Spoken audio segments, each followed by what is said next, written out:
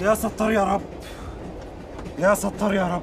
عمرك فكرت قبل كده في الحلل الألمونيوم الموجودة في بيتك؟ بص، انت لازم تتخلص منها فورا. فلو لقيت فيها العلامات دي، باركوا لاخوك ابو جبل، باركوا له. لو لقيت خدوش في الحله الالومنيوم بتاعتك، اعرف ان انت كده بتضر صحتك جدا على المدى البعيد. بكل بساطه كل ما بتطبخ اكلات في الحاجات الالومنيوم المخدوشه دي، انت بتدخل ذرات الومنيوم في جسمك، ودي اخطارها لا تعد ولا تحصى. الكلام ده كمان ينطبق على حاجات المصنوعه من التيفال، واعتقد الحاجات التيفال موجوده في كل البيوت، والاكيد انها لو اتخدشت حرفيا انت لازم تتخلص منها فورا، لان تحت طبقه التيفال دي موجود طبقه الومنيوم نشطه جدا، ودي بتدخل في الاكل بتاعك وبتدخل في الاكل بتاعك ذرات الومنيوم بكميه كبيره. الاهم من ده كمان ان في نوع من التيفال مغشوش بيبقى اصلا عباره عن الومنيوم مدهون بطبقه تيفال، والاهم كمان ان احنا ازاي بنعرفه. اول حاجه لما بتعمل الاكل فيه، بعد تاني مره بتبدا ماده التeflon اللي جواه دي تطلع وتظهر في الاكل، وهنا بقى لازم تتخلص منها فورا. طيب كمان ممكن تعرف التيفال المغشوش من سعره،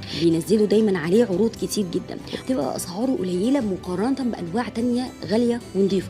وطبعا عشان نبعد عن الاخطار دي كلها، خليك احسن في الاستانلس والبايركس، افضل حاجه تعمل فيها الاكل بتاعك.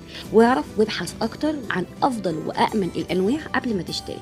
وبكده تكون خلصت معلومه النهارده. استنونا في حلقات اقوى بكتير، وسلام عليكم.